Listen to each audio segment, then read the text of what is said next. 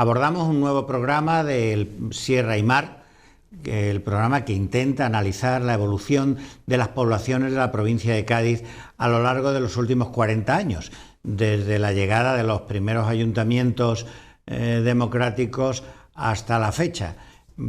Hoy tenemos con nosotros a Paco Menacho, con el que queremos hablar sobre la evolución de su pueblo, de Olvera, pueblo en el que sigue viviendo, después de haber tenido muchas y distintas responsabilidades políticas, de haberse jubilado, no de la política, de los cargos institucionales, y pueblo que también, a cuyo frente estuvo durante una temporada.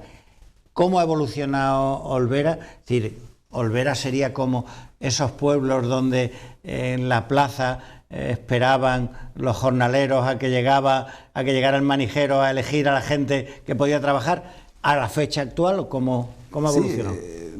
Olvera no iba a la plaza, iba a la calle Llana, precisamente, curiosamente, ¿no? Al lado tiene una gran casa Javier Arena, y allí donde se ponían la gente pues yendo el manijero a buscar a trabajadores. Si yo tuviera que hablar de, para mí lo más importante de la evolución de Olvera es en el nivel académico y formativo de la población. Yo recuerdo en el año 78, sí, cuando prácticamente empiezan los primeros ayuntamientos democráticos, la democracia empieza en el 79. En el año 78, yo cuando termino y empiezo a trabajar en el instituto, había un profesor de Olvera, un profesor. Hoy día hay más de 20. En el centro de salud no había ningún médico. Hoy hay 3 médicos y 2 o 3 ATS también. Es decir, ha habido una gran... el que hubiera un instituto hizo que la gente, porque antes hasta los años 78, yo me tuve que venir después de cuarto y revalidar a estudiar a Jerez, entonces se estudiaba hasta cuarto, que iban a examinarte allí, y después tenía que irte fuera. Claro, o tenían un gran poder adquisitivo, que lo tenían unos cuantos nada más, o algunos tuvimos la suerte, desgracia suerte, mi padre era migrante y pues quiso que me fuera a estudiar con la beca y el resto me lo ponía de la inmigración. Yo me iba a coger manzanas los veranos y me estudiamos nada más de los que terminamos cuarto 2, nada más seguimos. Entonces, esa evolución que veo, que antes estaba al alcance muy poquito, hoy día es una cosa común, es decir, ir por la calle y lo más importante, tú vas al centro de salud y ves y dices, ¿quién es este médico? Y dices, bueno, el abuelo era el que vendía turrones en la feria. ¿Quién es este médico? El padre tenía un camión.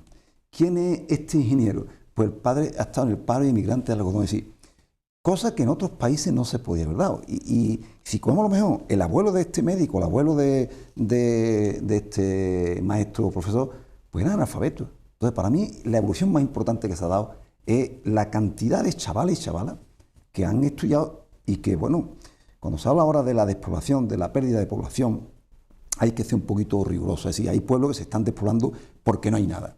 Pero hay pueblos en que hay nivel de vida, Olvera tiene una clase media, tiene muchas cooperativas y un nivel de vida bien, y entonces la pérdida de población no se está dando porque la gente se vaya, porque curiosamente la gente que deja el pueblo son los preparados, porque claro, si un chaval estudia ingeniero, bueno, Olvera ¿en qué va a trabajar? Si estudia médico, pues habrá para 1 o 2. Si estudia una carrera científica, es decir, que entonces hay mucha gente que terminan sus estudios y se van fuera. Entonces, resumiendo, para mí lo más importante que se ha dado en estos años, el cambio es de pasar de una población en que solamente había con clases superiores 1 o 2 y era el hijo de, a que hoy estudia todo el mundo, hay médicos, ingenieros, arquitectos, abogados, y que son el hijo pues, del albañil, del parao, del camionero, es decir, de gente que en aquellos tiempos nos lo dicen y no lo hubiéramos creído. ¿Y sigue migrando la gente? Ya muy poco. Sí, Olvera fue un pueblo en el año 60, 50 y tantos, 60, fueron mucha gente a Francia, a Alemania, a Holanda. Mi padre fue el primer olvereño que se fue a Holanda, tuve 17 años, y entonces decíamos, no había televisión, decían, ¿tu padre dónde está? Yo, está en Holanda. No había televisión. ¿Quién conocía a Holanda? Hoy día con el fútbol, con la televisión, todo el mundo sabe geografía y sabe los países. Después, en las temporadas, ya se van por temporadas. Pero incluso poco. Yo recuerdo cuando yo estudiaba, iba todos los años, digo, a coger manzana, y entonces, pues, era interesante, estaba 2 meses y traía, pues, 80, 90 mil pesetas, y tenía con eso y la beca tenía paso. Hoy día, irse a una temporada de las manzanas, una temporada de la uva, prácticamente gana casi igual que aquí en el verdeo en cualquier cosa. Así que que es muy puntual ya. Antes eran familias enteras que cogían, se iban al algodón, se iban a lo que era la isla, entonces al arroz. Hoy ya sale muy poquita gente emigrada. Hay por temporada, hay 10, 12, 15, 30, 50, pero poca gente ya. Y Olvera era ese prototipo que te hablaba yo antes, como es un tópico, pero es que hace poco hemos estado nosotros en Holanda, ¿no? Entonces, muchos amigos que iban al Barrio Rojo, sí, que llama mucho la atención, ¿no? Y entonces digo, esto es como, salvando la distancia, sí, claro, en un escaparate se ponían los jornaleros en las plazas, claro, en los pueblos andaluces, claro, y estaban a la expectativa de que viniera el tipo de turno a ver quién iba a trabajar en función. En los años 70, todavía 70 y tanto, se daba otra ocasión más sangrante todavía, y no voy a decir los nombres, pero había una serie de personas que trabajaban en el sindicato vertical, y entonces los contratos de trabajo venían todos al sindicato. Y bueno, eso en Olvera es Vox Populi, todos lo saben, hasta lo que le han regalado. Es decir, tú o le llevabas un jamón o un regalo más grande al que está en el sindicato, o no te iba el inmigrante, no te iba el extranjero. Fíjate tú. O sea que había una cantidad, una pobreza que para poder irte tenía que darle algo ahí. Así que igual que se cogía a jornalero, iba y decía tú y tú y tú, a expensas de que eso, pues tú para poderte ir a Francia no dependía de que tú estuvieras bien físicamente o ganas, sino depende si tú untaba o no untaba a la persona que llevaba el sindicato. Y eso con las becas. Yo recuerdo cuando yo pedí la primera beca salario, pues me la denegaron, dice, por falta de plazo.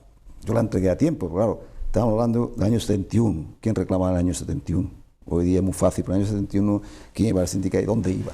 Entonces, eso es verdad, es decir, una imagen que se quedaba y era muy patético. Yo la he visto esa imagen en la calle Llana, allí la gente pegada a la pared, y iba, quiero otra vez, venga, tú y tú, venga, venirse conmigo.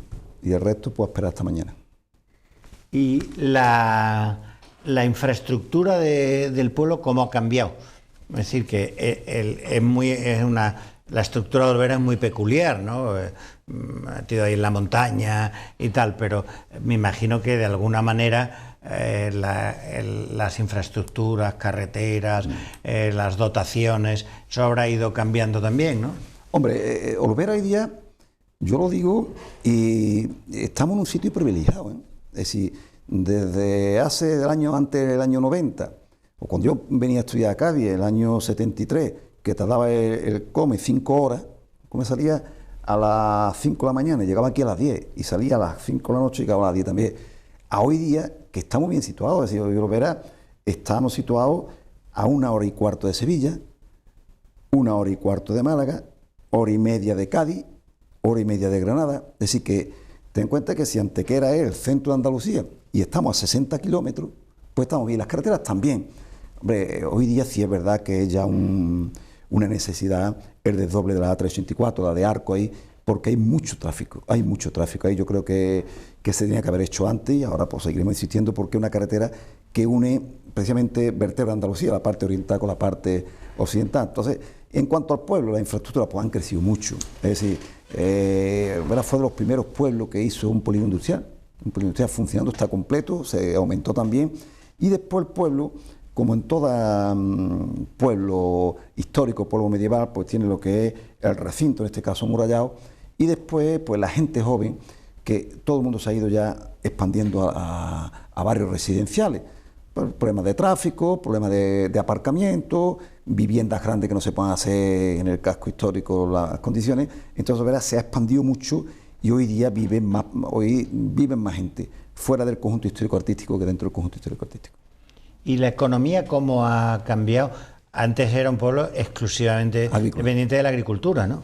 Hoy día, precisamente por la emigración, Olvera es el único pueblo de Andalucía que tiene como ayuntamiento el premio Arcoíris de la Junta de Andalucía al cooperativismo.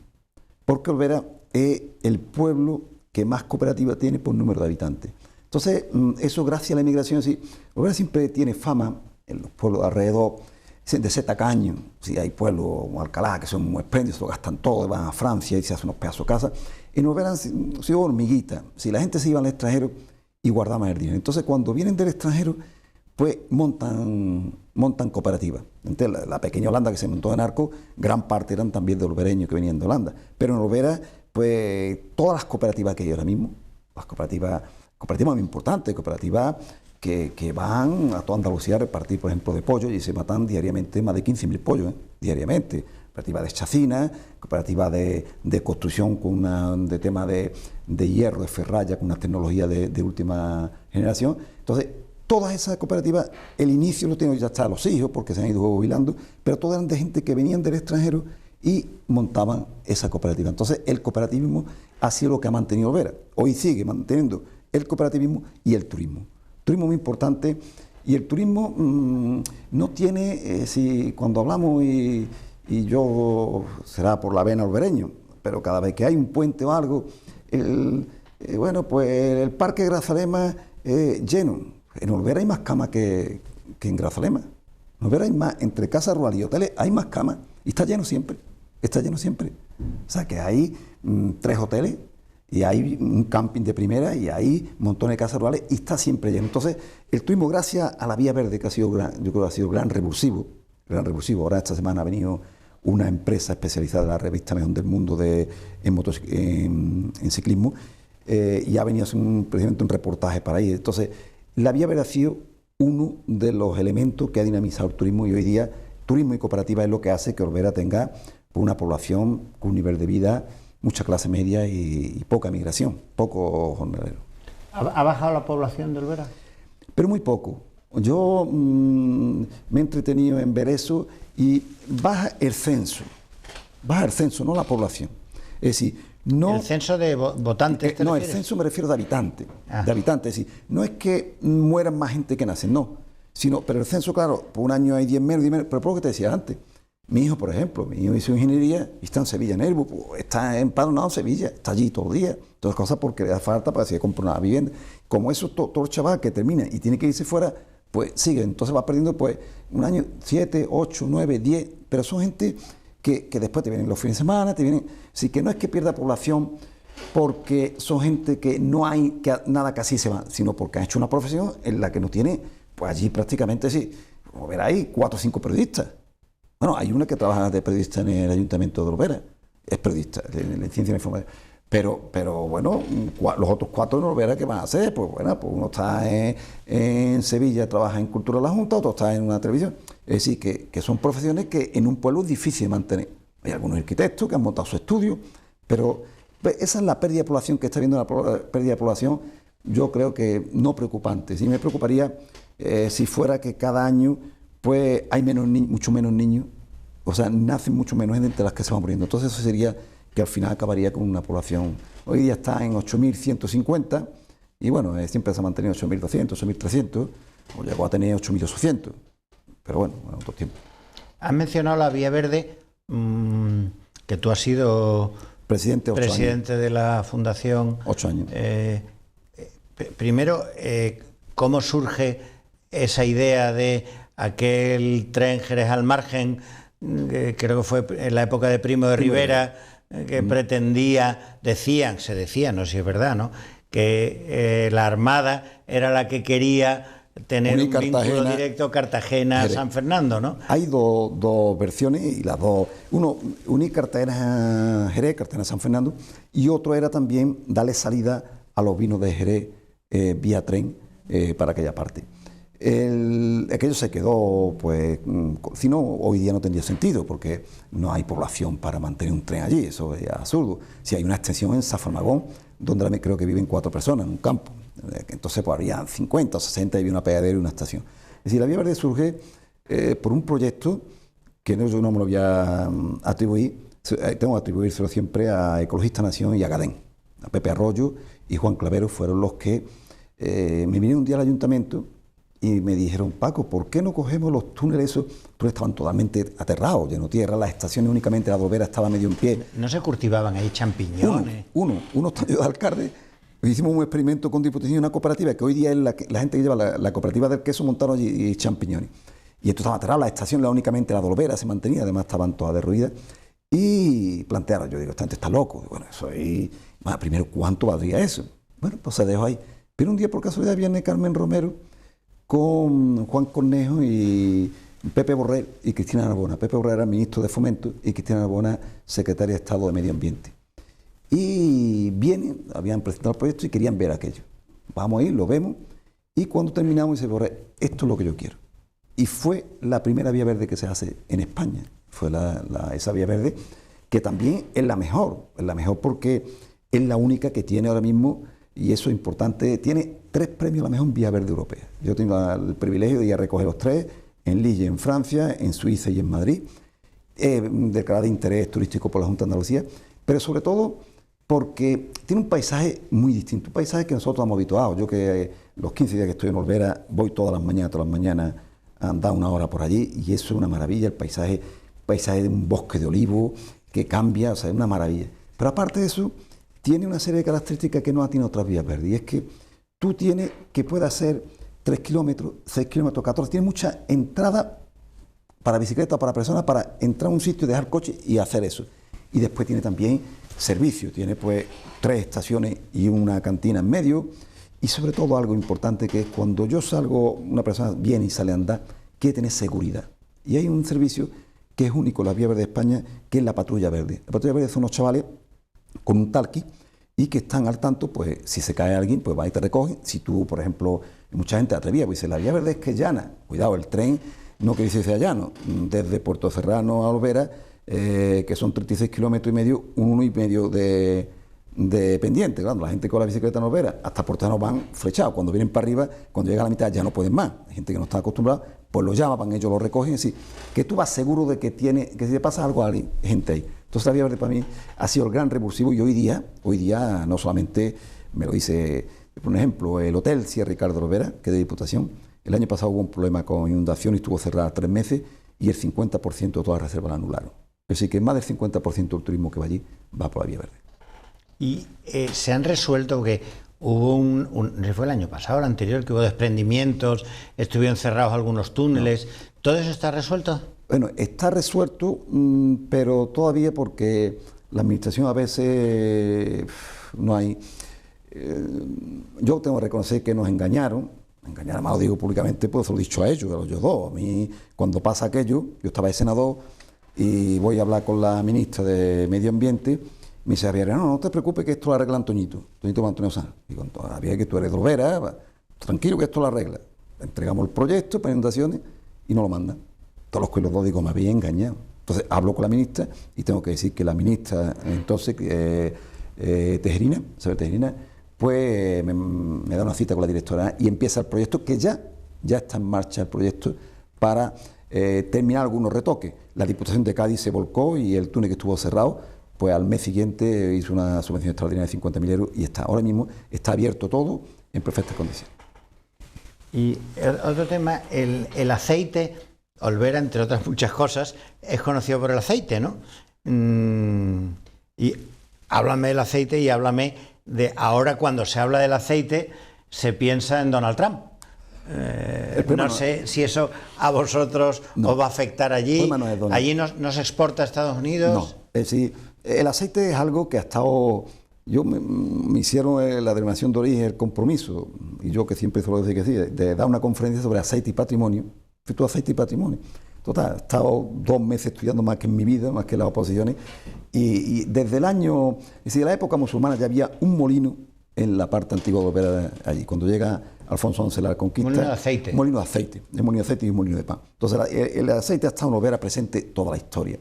Y el aceite en Olvera, o el olivar en Olvera, es una renta complementaria. Es decir, el que trabaja en el banco, pues no hay grandes extensiones de olivo allí. Son pequeñas extensiones, 10 hectáreas, 40 fanegas, 30 fanegas. Son pequeñas extensiones que es un complemento para la renta que tiene bien de maestro, bien una tiendecita. Son gente que no es la primera actividad, hay gente que es la primera actividad, pero no son la mayoría. Entonces, el aceite de Olvera tiene una calidad, yo no digo ni que sea mejor ni peor que otro, pero es distinto. ¿Por qué es distinto el aceite de Olvera y el de la Codonal de la Sierra de Cádiz? ¿Por qué es distinto? Primero, porque hoy día todas las grandes extensiones de Córdoba, en Jaén, pues son monovarietales, aceite picuá, aceite de hojiblanca, y allí no. Allí hay una mezcla de de distintas variedades de aceitunas que le da un sabor distinto. Mejor o peor, distinto. Porque se cultivan de las distintas. Exactamente, y luego se mezclan. Se mezcla todo. Entonces es distinto y da un sabor especial. Sobre todo tiene un aceite ecológico muy bueno. Pero hay un problema, es decir, esto ha sido cíclico, el tema del olivar y el aceite. Es decir, en el año 70 yo venía a estudiar aquí, veía el autobús, había unos llanos en Villamartín, todo lleno de olivos, lo quitaron todo. Hoy lo están poniendo todo en extensivo. Claro, ¿qué está pasando? Que el aceite de la Sierra de Cádiz, el olivar de la Sierra de Cádiz, o bien entra, que lo intentamos hace 4 años y no fue posible, ahora parece que hay algunas más posibilidades, o bien el gobierno español, en la próxima política agraria común, la PAC, lo incluye con las ayudas asociadas, es decir, las ayudas asociadas son sectores agrícolas que tiene que darle una ayuda más porque, bien porque cuesta más trabajo cultivarlo o bien porque tienen problemas de cultivo el terreno.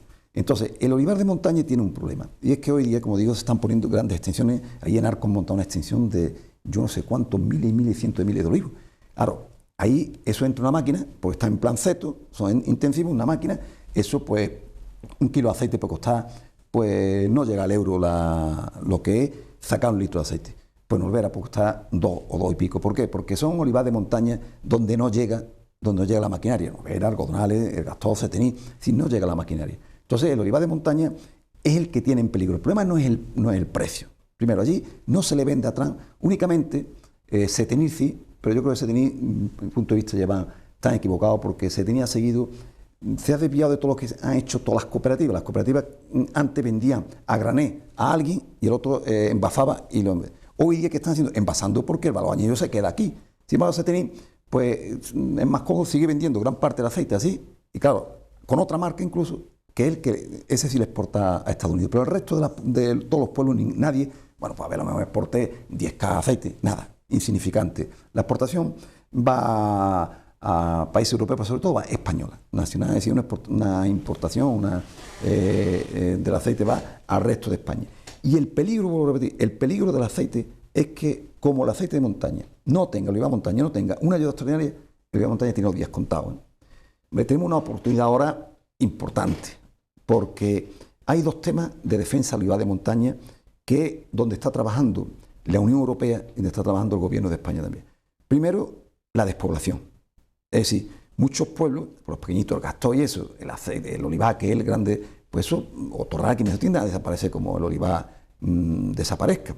Y segundo, más importante, el tema medioambiental. El tema medioambiental del olivar de montaña cumple un labor importantísimo de, si el olivar no estuviera en esa sierra, eso estaría desértico, sin terreno ninguno. Entonces, está haciendo una labor medioambiental y después te digo también porque el olivar, ese aspecto de ahí y de mantener la población. Entonces, con esos 2 aspectos creemos que ahora debe entrar. Si no entra, el olivar de montaña tiene los días contados, porque tú no puedes competir cuando tú te vale 2 euros 1 kilo de aceite con el otro que vale 1 kilo. Entonces yo el otro día, ahora con las manifestaciones, el alcalde Lovera y todos los alcaldes de la Sierra han estado en Madrid el día 10 de la manifestación, y decía, no, el precio no es el problema. El precio no es el problema. El problema es que, porque si suben el precio, lo suben a todo el mundo y va a seguir siendo igual. Si yo voy a un supermercado y veo un aceite de oliva virgen extra a 3 euros y este a 4, pues compro de 3. Compro de 3, normalmente. Entonces, el problema está que tú tienes que compensar a ese olivar de montaña para que, aunque yo lo venda al mismo precio, pero tenga las mismas ganancias que aquel porque me cuesta más trabajo cultivarlo. Siempre se decía, Paco, que los italianos eran... los que compraban. Claro, y que eran gente más capaz a la hora de el valor añadido, es decir, de embotellar, darle unas marcas más bonitas, unos envases más bonitos, la comercialización más engrasada, entre comillas, aunque suene a broma, ¿no? Es decir, que de aquella garrafa clásica de aceite a lo que te venden los italianos, estas botellitas estilizadas, con esos nombres en latín y esas cosas, ¿no? Antes se vendía el aceite, yo te digo, yo es que desde 2 años hasta 12 mi abuelo era maestro molino y vivía en una habitación donde detrás daba la troja, donde echaba la aceituna, o sea que me he criado con los molineros y entonces y hasta hace 5 o 6 años, los italianos venían, compraban el aceite, tú lo vendías a granel y ellos se van a ganar dinero. Hoy día, desde que se creó también la denominación de origen del aceite de la Sierra de Cádiz, pues se están envasando ya el 90%. Y eso es lo que deja el dinero, claro. Es decir, no es lo mismo que yo lo envaso en Italia y encima el italiano vendiéndolo como aceite de Italia.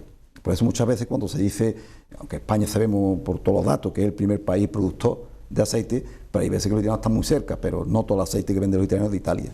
Aquí sí, aquí todo el aceite que se vende de España es aceite español. Bueno, Paco, pues nos seguimos viendo. Un placer y... Quedamos en el Labra Toma Café como parte de nuestra costumbre, ¿no? Totalmente. Muchas gracias, Paco. Vale, a ti.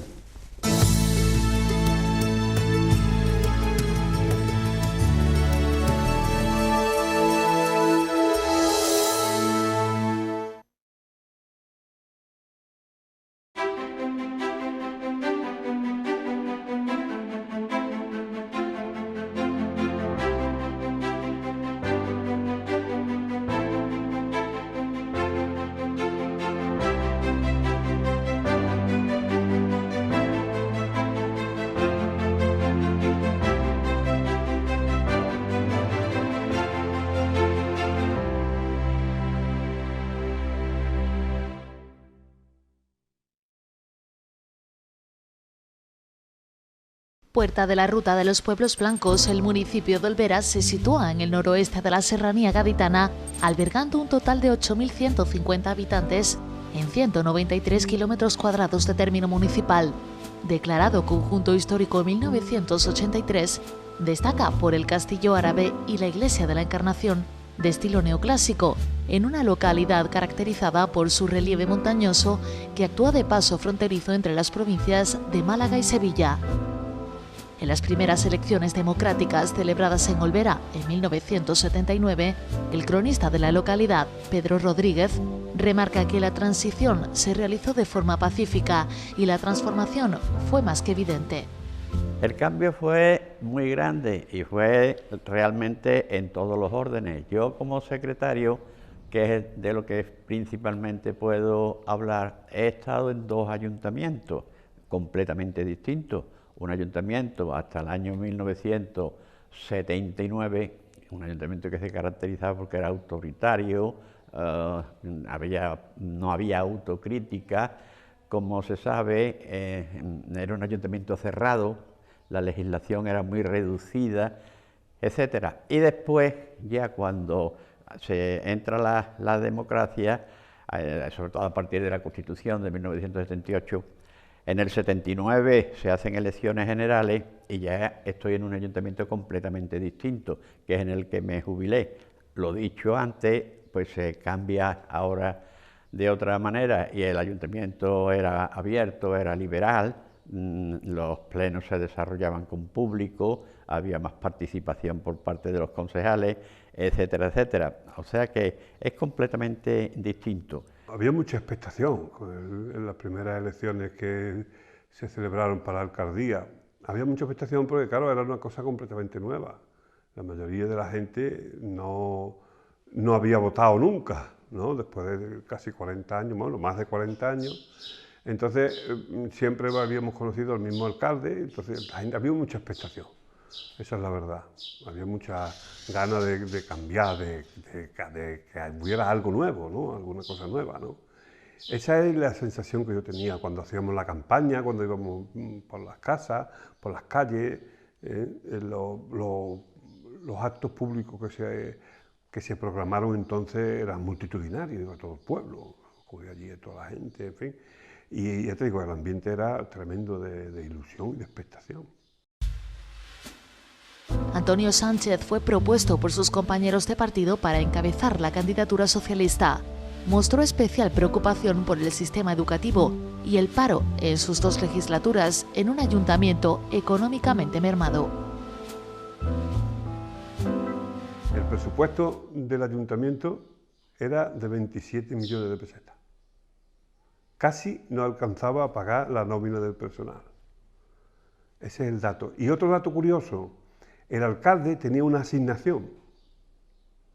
A mí me llamó mucho la atención. Yo he conservado durante mucho tiempo el sobrecito donde el depositario, el tesorero, me subió a mi despacho el primer mes que yo estuve en el ayuntamiento de la asignación, que no era sueldo, era una asignación, decían entonces, para gastos de representación.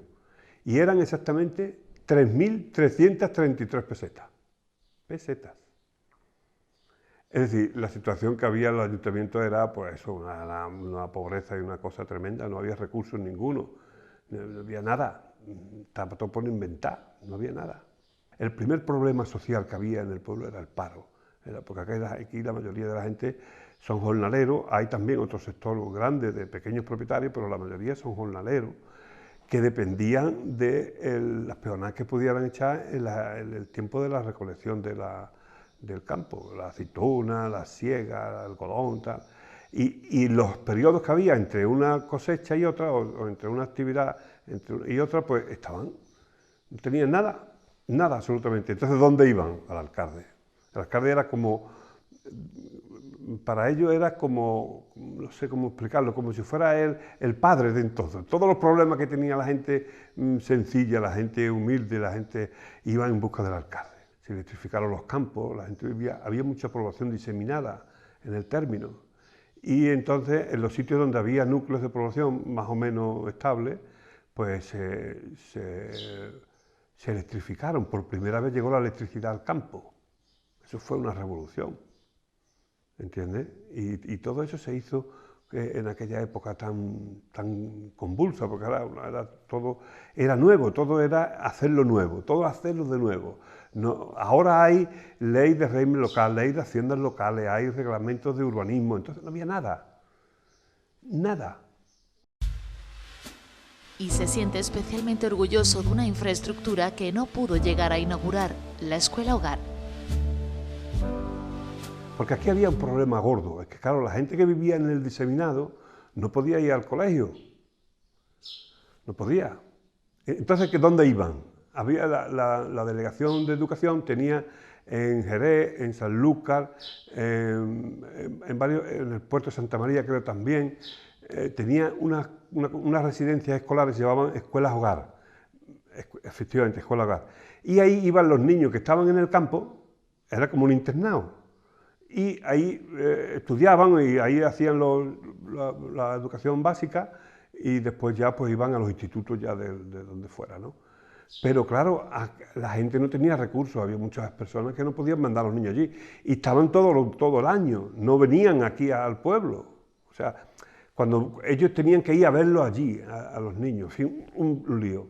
Entonces aquí se quedó vacío un antiguo colegio libre adoptado antes de hacer el instituto y yo le propuse a la delegación crear ahí una escuela hogar, dado que había mucha población aquí diseminada. Y después de mucho trabajo conseguí que la aprobaran. Pero ya terminó el mandato y yo ya no hice la obra, la hizo el alcalde que vino detrás mía. Eso es de lo que más orgulloso estoy yo de haber hecho, de haberle solucionado a esos niños la escolarización. En las elecciones municipales de 1983, la Asamblea Socialista decide presentar un nuevo candidato a la alcaldía. Debido a la negativa del PSOE, a nivel provincial, deciden crear una lista independiente que acaba venciendo con un total de 9 concejales, siendo Federico Hernández el segundo alcalde de la democracia. Francisco Menacho, docente de profesión en Canarias, es inscrito para su sorpresa como número 5 de esta lista. Pues montan una lista independiente. Y de pronto me llaman, me dicen que yo voy en esa lista en el número 5. Yo no estaba en el PSOE, en ningún partido, yo no había dicho ni que sí ni que no, no sabía nada. De pronto me llama, mira Paco, que va en la lista el 5. Bueno, ¿y esto cómo es? Bueno, pues para adelante, yo quería trabajar por mi pueblo y entonces pues digo que sí y pido, bueno, me vengo en Semana Santa, aprovecho las vacaciones de Semana Santa para hacer campaña electoral estando en Canarias, aquí en Olvera, y cuando llega la campaña electoral pido mis 15 días y vengo allí. Federico Hernández, que fue el alcalde, una persona que se presentó nada más para que no estuviera el que estaba, que había tenido muchos problemas del PSOE, lo que quería es que yo me viniera para acá y cogiera la alcaldía.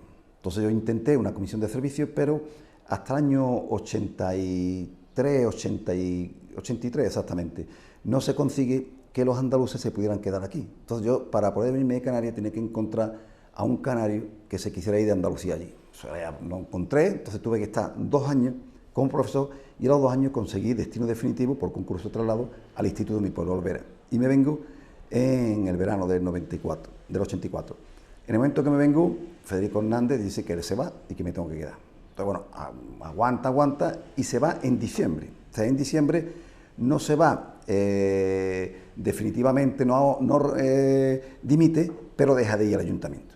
Entonces yo compagino, estoy haciendo como primer teniente de alcalde las funciones de alcalde y profesor de instituto, hasta que ya llega a abril del 85 y él dimite, y entonces es cuando yo en julio del 85 entro de alcalde, pero llevaba ya un año ejerciendo de alcalde y también de profesor de instituto. Entre sus logros destaca la creación de infraestructuras que mejorasen la calidad de vida de los vecinos y reactivase el empleo de la localidad. Estaba todo por hacer. Había primero no solamente las infraestructuras, sino los temas que durante la dictadura pues no habían tenido incidencia municipal, el tema de servicios sociales, los ayuntamientos como generadores de empleo y sobre todo sin financiación. Nos encontramos un ayuntamiento con muy poco dinero, pero la ilusión que teníamos hizo que también se empezara a vivir una etapa totalmente nueva y totalmente revolucionaria a nivel municipal. El empleo era lo más importante. Yo conseguí, estando primer alcalde, decir, la segunda escuela taller que se puso en la provincia, después de la de Arco la Frontera, fue en Olvera. Yo me fui a Madrid, hablé con el ministro de Trabajo entonces, que era Manuel Chávez, y conseguí una escuela taller. Y ahí conseguimos que, aparte de rehabilitar lo que era un antiguo edificio La Silla, que lo conseguimos con una permuta con los particulares, pues salieron especialistas en forja, en carpintería, en albañilería. Y entonces, en esos 2 años, mientras estaban formando a los chavales, pues tuvimos también una gran idea, y es hacer uno de los primeros polígonos industriales que hubo en la provincia, en los pueblos seguros. Y montamos un polígono industrial, compramos los terrenos, urbanizamos, y no solamente compramos los polígonos industriales, sino que también hicimos varias naves para que esos chavales que estaban en la escuela taller, cuando salieran, pudieran ubicarse allí y montar su empresa. Entonces, pues yo ahora mismo todavía, pues mira, pues 20 y tantos años después, 24 años después, pues una de las naves está con una cooperativa de queso, que se montó entonces, otra con una cooperativa de forja, de hierro, que también salió de la escuela taller y está funcionando. Yo creo que esa para mí fue la infraestructura más importante, la infraestructura de generación de empleo. Y del punto social, pues también se hicieron con el PER, el PER que tan denostado ha estado por algunas personas, pues se hicieron 2 obras para mí simbólicas. Primero, una estación de autobuses preciosa que hay en Olvera, que no existía, y sobre todo un edificio para educación de adultos, un edificio precioso, maravilloso, con todas las comunidades, para aquellas personas que no habían tenido la oportunidad de ir al colegio cuando pequeños y estuvieran allí. En diciembre de 1990 se ve obligado a dejar el cargo debido a su nombramiento como delegado de Educación de la Junta de Andalucía en la provincia de Cádiz. Cristóbal Reina sería el encargado de sucederle en este último año de legislatura. Tras otros 4 años de gobierno socialista, con José Medina al frente del ayuntamiento olvereño, le sucedería a su compañero de partido, Francisco Párraga, en 1995, gobernando por primera vez en democracia con mayoría simple. Durante 3 legislaturas estableció una política de continuidad respecto a sus antecesores, modernizando servicios básicos para la población. Bueno, los objetivos en aquellos años, ya por el año 95, eran, en primer lugar, continuar con la modernización del municipio. Veníamos de una época, como te he contado antes, que digamos que la mayoría de los servicios y las prestaciones brillaban por su ausencia, y teníamos que seguir mejorando lo que son todas las infraestructuras viarias. Teníamos que resolver algunos problemas históricos, como era el problema del agua. Yo recuerdo que en aquellos años, pues, y antes de los ayuntamientos democráticos y en los primeros años de ayuntamientos democráticos, teníamos muchísimos problemas de agua. Teníamos un abastecimiento, Olvera es un pueblo complicado en cuanto al abastecimiento del agua. La traíamos y la traemos todavía desde Alcalá del Valle, y entonces pues digamos que la infraestructura era antigua, y teníamos una entrada de agua nada más, y cada vez que había una avería o algo, pues el pueblo se quedaba sin agua, lo que era un martirio para todo el mundo, para los ciudadanos, para los responsables municipales, que lo teníamos que sufrir también. Entonces ahora mismo, si hay un problema en un sitio, pues nos entra el agua por el otro. Es un problema muy importante y resuelto. El tema de la luz también, ¿no? La luz era muy débil. Yo recuerdo cuando era chico que jugábamos a la pelota en la calle y cada 2x3 los cables eran muy endeblitos, y cada 2x3 pues se quedaba nos quedábamos sin luz por cualquier pamplina, por cualquier tontería, ¿no? Pues todas esas infraestructuras de eléctricas y demás pues se han ido mejorando en todos estos años. Esto era un pueblo también con una fuerte carga de migración, ¿eh? Nosotros vivíamos prácticamente de la agricultura de subsistencia y de los emigrantes. Raro es el olvereño que no tiene un familiar o que fue emigrante en aquellos años o que tiene familia en el extranjero hoy día, y poco a poco pues nos propusimos de colaborar con la ciudadanía en todo lo que es el tema de creación de puestos de trabajo, y se refuerza muy notablemente el movimiento del cooperativismo en este pueblo. En las elecciones de 2007 el Partido Socialista gana con mayoría simple, pero un pacto entre el Partido Popular e Izquierda Unida hace que Fernando Fernández se hiciera con el bastón de mando del Ayuntamiento olvereño. La primera etapa estuvo marcada por la complejidad a la hora de aprobar presupuestos y por la crisis económica. En 2011 Fernando Fernández vuelve a ser elegido alcalde con mayoría simple y establece una política continuista. A mitad de esta legislatura decide dimitir del cargo por motivos personales. En enero de 2013, el edil de Izquierda Unida, José Luis del Río, es nombrado nuevo alcalde olvereño. Entonces imagínate, nos encontramos con un gobierno en minoría, sin experiencia, y encima donde hasta ese momento había sido pues una situación económica bastante favorable, nos encontramos que de pronto llegan los recortes de manera brutal. Y ese es el principal recuerdo. Entonces, aquella legislatura fue muy dura para nosotros, lo pasamos muy mal, tuvimos mucho estrés, luchamos mucho, trabajamos mucho y a pesar de eso conseguimos algunos logros, creo que importantes. Por ejemplo, pusimos un autobús urbano, una cosa que en Olvera, bueno, hay que aclarar que la ley no nos obliga a tenerlo, pero Olvera es un pueblo que con solamente 8.000 habitantes tiene casi 4 kilómetros de distancia, desde una punta a otra. Entonces imagínate, aparte un pueblo viejo, ¿no?, de los más antiguos, ¿no?, desde los romanos, con mucha cuesta, con calles estrechas, con gravísimos problemas de movilidad para la gente, y entonces aquí estaba claro que sí o sí había que hacerlo. Esa fue una de las medidas, creo que más llamativas de nuestro gobierno. Hubo otra muy importante que coincide con los años de crisis, que fueron las primeras medidas de emergencia social que se establecieron aquí, fueron con dinero propio del ayuntamiento, que hay que decir que tiene un mérito aquello. Bueno, y hubo un tema también relacionado con el empleo, que lo llevé yo directamente, que es el tema que fue, incluso salimos en las televisiones de Francia y de Japón, que fue el de ir nosotros a buscar trabajo para los emigrantes españoles a Francia, pero ir como ayuntamiento. Fue una medida muy llamativa porque, vamos, de hecho ya te digo, incluso nos entrevistaron en Francia al segundo año que se enteraron. Yo de los 8 años que estuve en el ayuntamiento fui 7, con una intérprete y experta en empleo.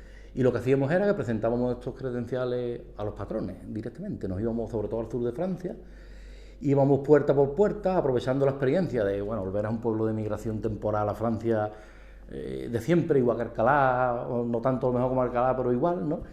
Y a partir de ahí establecimos una red de contactos y nos presentábamos ante el asombro de los patrones franceses, y le ofrecíamos, y hicimos aquí una captación de gente que estaba dispuesta a ir, entre la que no solo eran de campo, era, sobre todo de la construcción era horroroso, la de gente que había parada. Y bueno, allí durante 7 días nos pateábamos, contactábamos e intentábamos un compromiso de que si ellos necesitaban gente que nos llamaran. Y la verdad que los resultados fueron increíbles. El primer año casi llegamos a los 300 contratos, conseguimos, y los siguientes años llegamos incluso a los 500. No todos salieron estupendamente, no todos fueron, pero bueno, la verdad que esta fue una de las medidas de las que yo personalmente más orgulloso me siento, porque, hombre, conseguimos, la verdad que luchamos contra un tema muy, muy serio. En los comicios de 2015 el Partido Socialista regresa al Ayuntamiento de Olvera, consiguiendo mayoría simple y superando a Izquierda Unida en un solo voto. Llegaron las elecciones del 2015 y en mi partido pues se entendió que yo, digamos, era el candidato ideal. A mí me vino muy bien, yo creo que hice bien en retirarme y descansar, porque siempre es bueno ver las cosas con cierta perspectiva, porque cuando uno está metido en el engranaje de las cosas, digamos que no termina de ser uno consciente de todo, ni te llega toda la información, y es bueno desligarte y ver las cosas desde fuera se proclamó, digamos, los resultados electorales que ocurrieron, y en la investidura, pues cada partido se votó a sí mismo y salí yo elegido alcalde otra vez. Y aquí nos encontramos 3 años después gobernando, en minoría. En teoría podríamos decir que en una situación difícil y complicada, pero la verdad es que la experiencia me dice que no, cuando uno viene de vuelta, digamos, a los sitios y además ha tenido experiencias anteriores, yo creo que eso te sirve para aplicarlo luego, y entiendo que llevamos una legislatura muy normal. Hemos puesto el ayuntamiento, hemos eliminado toda la crispación que existía, porque veníamos de 8 años de mucha crispación, tanto dentro del ayuntamiento como a nivel de la población. En los pueblos suele ocurrir eso, ¿eh? Las relaciones son muy cercanas y bueno, pues digamos que tenemos unas buenas relaciones. El Partido Popular, Izquierda Unida y PSOE, digamos que participamos todos en las decisiones. En los plenos, pues la mayoría de las cosas que se llevan, la mayoría de las cosas se suelen aprobar, o incluso la mayor parte de estas cosas por unanimidad, y la verdad es que estamos teniendo una experiencia de gobierno en estos años bastante agradable. Olvera debe seguir desarrollando el sector turístico, así como seguir apostando por la industria agropecuaria y el cooperativismo. Olvera es el pueblo que más cooperativa tiene en base al número de habitantes. La prueba está que el premio Arcoíris de cooperativismo, que lo entrega la Junta de Andalucía cada año a una cooperativa que se destaque por cualquier circunstancia, el único municipio de Andalucía, como tal municipio, que tiene concedido el premio Arcoíris, que se lo dieron precisamente estando yo de alcalde, es Olvera. Olvera tiene concedido el premio Arcoíris de cooperativismo, y hoy día pues hay 10 o 12 cooperativas relacionadas con la agroindustria, con la alimentación, con la construcción o materiales de la construcción. Por tanto, el cooperativismo y materiales de construcción, turismo y agroalimentario son los 3 sectores en los que Olvera está teniendo, pues, yo creo, un empuje importante, y es donde yo creo que están uniéndose y coordinándose bien tanto el Ayuntamiento como la Diputación y la Junta, para que cada día se consiga lo que poco a poco se está consiguiendo, y es disminuir el paro en Olvera y en la provincia. El paro es nacional, y el paro es una cosa que está regulada por el Estado, etcétera. Y claro, ese problema frena mucho ciertas iniciativas de Olvera. No obstante, se está mejorando. La vivienda se ha mejorado mucho, ciertos servicios básicos se han mejorado, se está atendiendo al turismo. A todo esto se va buscando el futuro, ¿no? Que se va notando. La enseñanza, que no me cansaré de repetirlo, tener 2 institutos en Olvera en mi época era impensable. Aquí pasan de 600 los alumnos que hay estudiando, y en mi época éramos 5, no 6 ni 7, sino 5. Y claro, la diferencia es terrible. Tenemos ya necesidad de hacer un plan general nuevo, por ejemplo. El plan general que tenemos es del año 98 y bueno, pues ya se ha quedado antiguo. Ya lo que no se ha hecho, que hay mucho de lo que se proyectó entonces que no se ha podido hacer, porque no debemos dejar de recordar que venimos de una crisis económica, una crisis del ladrillo además, que ha hecho que los planes que había previsto pues no se ejecutaran al 100%, entonces hay mucho trabajo por delante. Olvera, aparte de ser conjunto histórico-artístico, tiene una infraestructura turística medioambiental de las mejores del mundo, es la Vía Verde de la Sierra. La Vía Verde de la Sierra fue la primera vía verde que se crea en España, es la única vía verde de Europa ahora mismo que tiene 3 primeros premios a la mejor vía verde de Europa, está declarada de interés turístico y bueno, pues hoy día tiene más de 30 personas directamente trabajando en las estaciones como monitores, y sobre todo es el gran polo de atracción turístico medioambiental que está viniendo no solamente de turismo nacional, sino de turismo extranjero. Que hoy ha mejorado toda la infraestructura viaria y de carretera, ha mejorado muchísimo. Entonces este pueblo tiene unos valores turísticos impresionantes que no están explotados, no están ni están promocionados. Yo creo que la apuesta de la gente de Olvera de aquí en adelante debe ser esa, dar a conocer el pueblo para que venga la gente a verlo, porque además es comodísimo. venir aquí porque tiene Ronda a un rato, Antequera un poco más, Jerez, Cádiz, en fin, que está en un sitio estratégico magnífico para ser promocionado turísticamente. Tenemos que cuidar esa joya que tenemos porque de eso depende mucho nuestro futuro, y si lo hacemos mal nos cargamos la gallina de los huevos de oro, y si lo hacemos bien, pues digamos que va a ser importante para este municipio. El desarrollo de productos autóctonos como el aceite y el queso, además de la construcción de infraestructuras hoteleras que potencien un mejor turismo en la localidad, se posicionan como ejes vertebradores de riqueza y empleo en la localidad.